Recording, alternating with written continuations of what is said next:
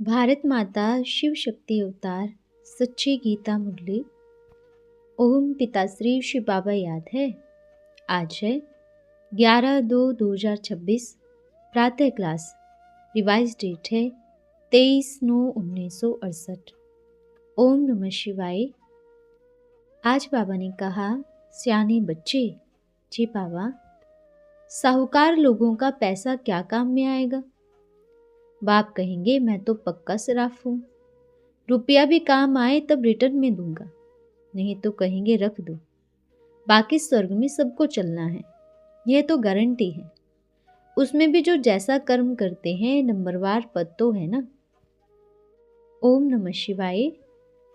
रचयिता और रचना की कहानी तो सारी बच्चों को समझा दी है, जो नहीं जानते थे, जिस कारण नास्तिक भी थे, और अभी मालूम पड़ा है हम आसुरी संप्रदाय के थे, फिर अब ईश्वरीय संप्रदाय के बने, दैवी संप्रदाय के बनते हैं।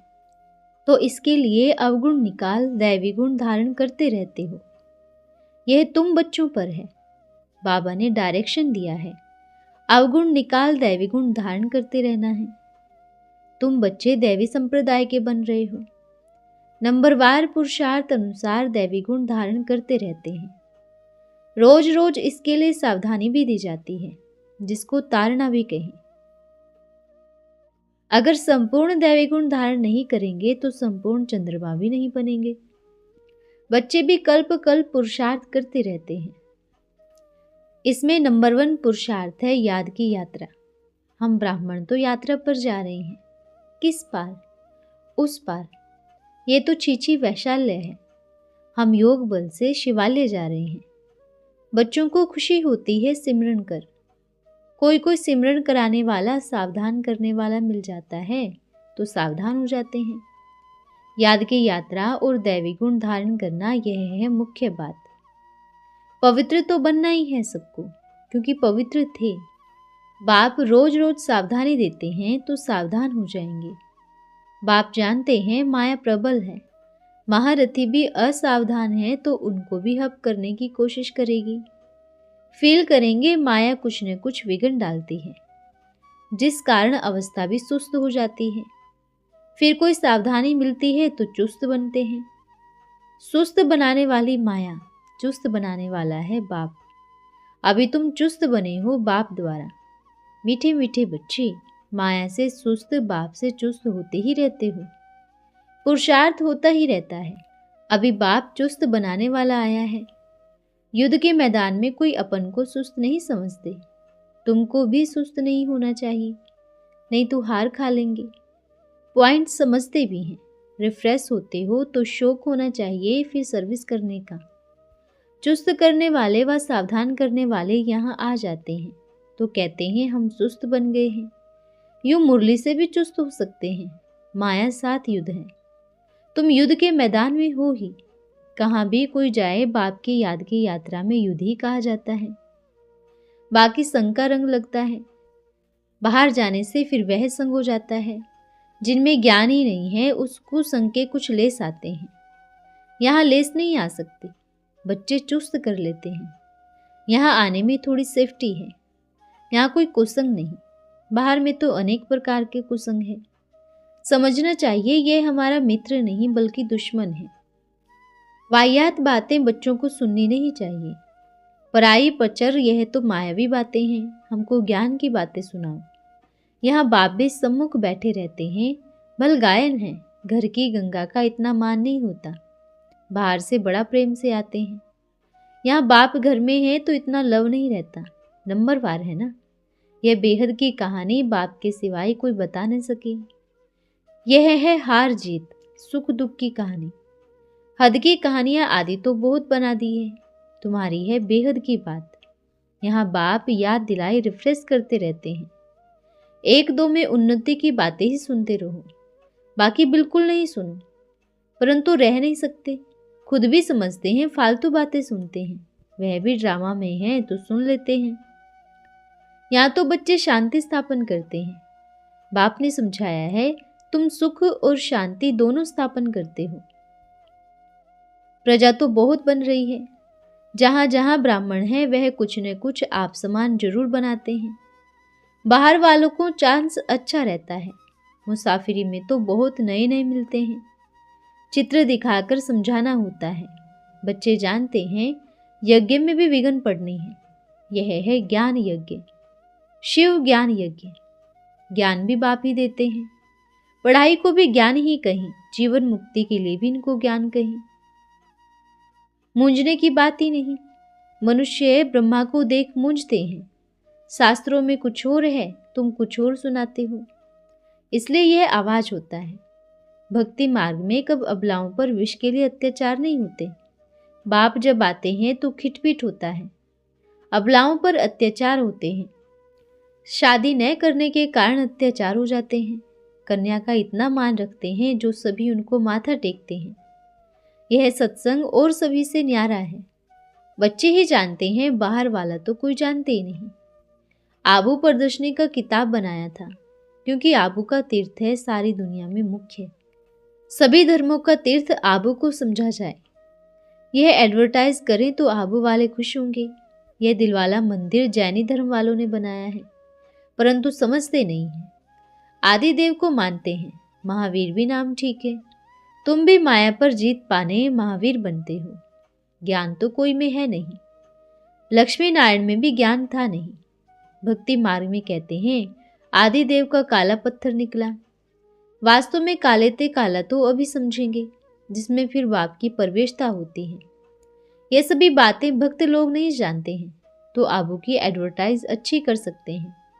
आबू की महिमा तो निकलनी ही है, तो आबू दर्शन वाला किताब सभी को दे सकते हो। रखे रहते हैं, इससे तो बांट देना चाहिए। आबू में एक है दिलवाला मंदिर आदि देव का, भक्ति मार्ग में ही बनाया है। अभी तुम बच्चे जानते हो, यह है चैतन्य दिलवाला मंदिर। आदि देव का भी है, गुरु शिखर भी है। बहुत ऊंच रहते हैं ना। ऊंचते ऊंच भगवान गाया जाता है। भगवान के बच्चे आत्माएं भी साथ रहेंगे। हम सभी ब्राह्मण हैं तो जहां बाप रहते हैं, हम आत्माएं भी वहां ब्रह्म तत्व में रहती हैं। सभी बातें तुम बच्चों की बुद्धि में हैं। तुम जानते हो जो जड़ मंदिर है, जो भक्ति मार्ग में बनाया है। बाकी आदि देव नीचे है, ऊपर में आदिनाथ है, तो जरूर कुछ ताल्लुक है। गुरु शिखर का भी ताल्लुक है। बीच में अचलगढ़ में सोने का है, उनका भी ताल्लुक है। तुम्हारा भी मंदिर है, तुम्हारे में भी नंबरवार है। महारथी बल कहलाते हैं, परंतु निश्चय जैसा होना चाहिए कोई बिरले ही है। निश्चय संशय चलता रहता है। माया संशय में ला देती है। नहीं तो कभी किसी का बाप में कब संशय होता है क्या? परंतु माया ठहरने नहीं देती है। समझते नहीं, हमको शिव बाबा पढ़ाते हैं। यथार्थ निश्चय नहीं है। अभी अभी निश्चय बुद्धि, फिर संशय बुद्धि हो जाते हैं। भूलना थोड़ी ही चाहिए, परंतु माया ऐसी है जो एकदम भुला देती है, पत्थर बुद्धि बना देती है। बाप कहते हैं बिल्कुल ही साकार तन में बहुत जन्मों के अंत में प्रवेश करता हूँ। निश्चय हो तो फिर भूल क्यों जाए? निश्चय वाले तो चलते फिरते काम करते इस नशे में सदैव हर्षित रहना चाहिए, परंतु माया भुला देती है। एकदम जैसे मुर्दे बन जाते हैं, एक दो को अशांत कर देते हैं। बाप कहते हैं मैं साकार तन में आता हूँ। कोई बिरला ही स्थायी रूप से निश्चय बुद्धि हो याद करते हैं। यह आदि देव जिसमें बाबा प्रवेश करते हैं, वह भी कहते हैं मैं स्थायी याद में रहूं तो कर्मातीत अवस्था हो जावे। फील करता हूँ, हमेशा याद रहे, इसके लिए पुरुषार्थ करना होता है। बाप भी समझते हैं आहिस्ते आहिस्ते पिछाड़ी में पक्के निश्चय बुद्धि हो जाएंगे, नहीं तो निश्चय में संशय आते रहते हैं। तो आबू का बहुत प्रचार करना चाहिए। बड़े ते बड़ा तीर्थ यह है। लिबरेटर गाइड भी यहाँ आते हैं, यहाँ आकर लिबरेशन का काम करते हैं। तुम मंदिर की भी पहचान दे सकते हो। तुम ब्रह्मा के बच्चे तपस्या कर रहे हो। ब्रह्मा की औलाद के ही कोठरियां बनी हुई है ना। अभी फिर योग बल से वह कार्य कर रहे हैं। ये किसकी औलाद हैं? प्रजापिता ब्रह्मा के। बच्चे राजयोग सीख रहे हैं, तो बच्चों को कितनी खुशी होनी चाहिए। ऊंचते ऊंच बाप आकर इनमें स्थापना करते हैं। तुम बच्चों की कितनी बड़ी भारी कमाई है। कोई तो कमाई करते करते जाकर गटर में पड़ते हैं, की कमाई चट। आदि देव का मंदिर ऊपर में है। आदि देवी जगदम्बा का नीचे है तो जास्ती आदि देवी पर जाते हैं। माँ प्यारी होती है ना, बहुत मेला लगता है। प्राचीन भारत का राजयोग यहाँ दिलवाला में देख सकते हैं। इससे ही पैराडाइज स्थापन होता है। सर्व का सद्गति दाता आबू में ही विराजमान होते हैं। पैराडाइज की स्थापना तो आबू में किया ना, ऐसा मंदिर और कहाँ भी है नहीं। परमपिता परमात्मा आबू में प्राचीन योग सिखलाते हैं। अखबार में भी डाल सकते हो, बाप ने पैराडाइज कैसे बनाया, उसका मंदिर आबू में है।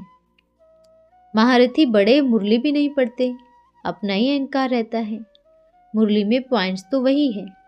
महारथी भी कायदे मुजीब मुरली नहीं पढ़ते हैं। यह भी लिखना है, ब्रह्मा के बच्चे ही समझा सकते हैं और कोई नहीं। तुम्हारी बुद्धि में तो बैठा है ना, तो म्यूजियम आदि में भी यह पॉइंट्स अच्छी रीति उठानी चाहिए। आबू वाला किताब भी सभी को देते रहो। अभी काम बहुत रहा हुआ है। ओपिनियन यह तो सभी लिखते हैं कि यहाँ बहुत अच्छी शिक्षा दी जाती है, सभी को लेनी चाहिए। बाकी हमको फुर्सत नहीं, औरों को सिर्फ राय देते हैं, खुद कुछ नहीं समझते हैं। बाप कहते हैं ओपिनियन चाहिए खास इन बातों की कि गीता का भगवान कृष्ण नहीं, परमपिता परमात्मा शिव है, वही सभी का सद्गति दाता है। परमात्मा सर्वव्यापी नहीं है, वह तो बाप है, उनका नाम शिव है।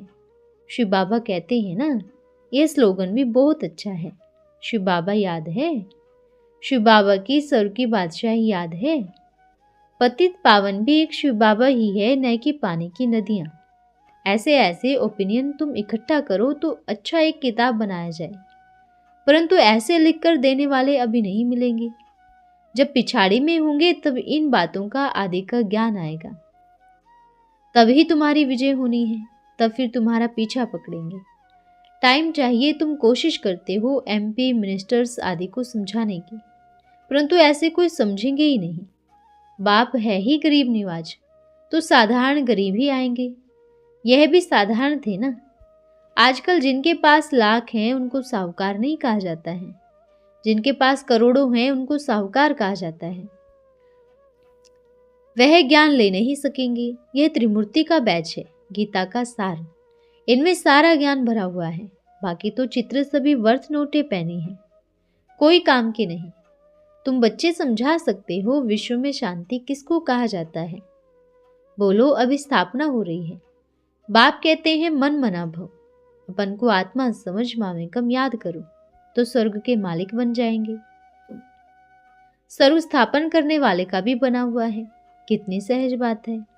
परंतु पत्थर बुद्धि समझते बड़ा मुश्किल है, मेहनत लगती है। अभी समझो कोई बहुत अच्छे बड़े को पता लगता है और उनका आवाज बहुत अच्छा निकलता है, तो भी कह देंगे इनको तो जादू लगा है। जब बहुतों को लगे तब कुछ आवाज हो।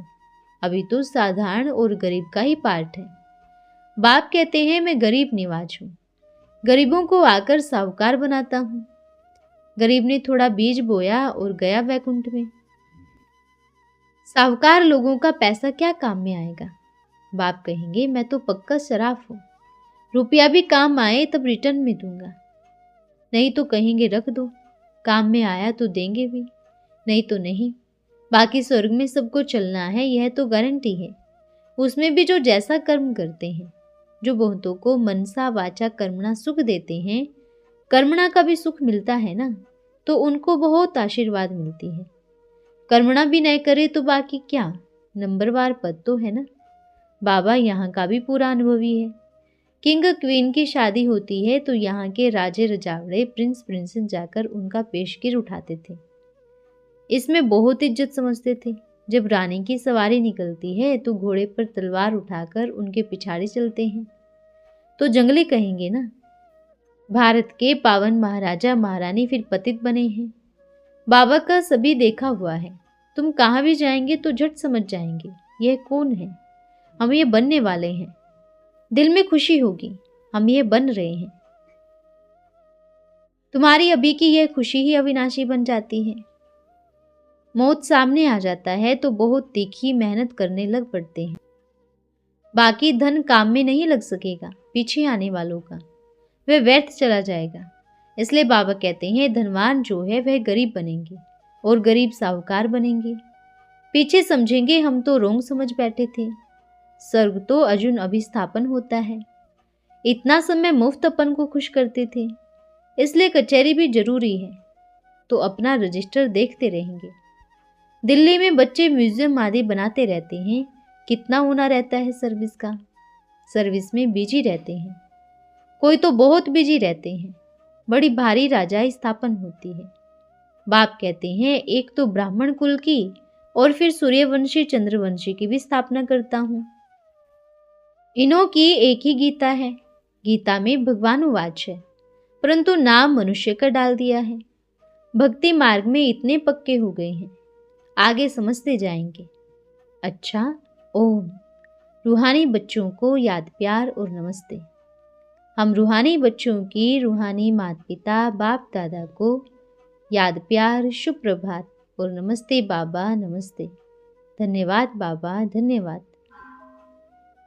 आज का वरदान है विघ्न विनाशक भव। जैसे निरंतर योगी का वरदान बाप द्वारा प्राप्त हुआ है, वैसे ही निरंतर सेवाधारी। सोते हुए भी सेवा हो। सोते हुए भी कोई देखे तो आपके चेहरे से शांति, आनंद के वाइब्रेशन अनुभव करें। हर संकल्प में, हर कर्म में सदा सर्विस समाई हुई हो। इसको कहा जाता है निरंतर सेवाधारी। बाप और सेवा। जैसे बाप प्यारा लगता है, बाप के बिना जीवन नहीं, ऐसे ही सेवा के बिना जीवन नहीं। ऐसे निरंतर योगी और निरंतर सेवाधारी सदा विघ्न विनाशक होते हैं। बाप की याद और सेवा, यह डबल लोक लग जाता है, इसलिए माया नहीं आ सकती। अच्छा, ओम नमः शिवाय।